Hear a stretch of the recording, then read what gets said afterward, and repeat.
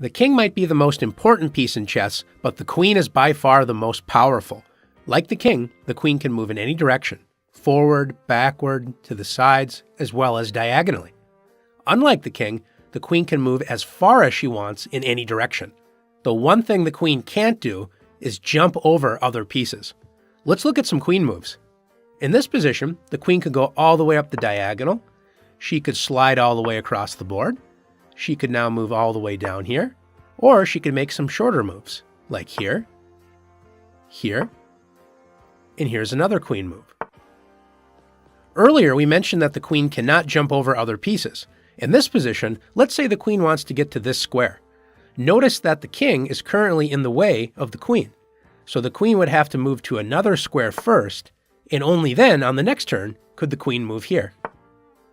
Now that you've learned how the queen moves, it's your turn to practice moving the queen.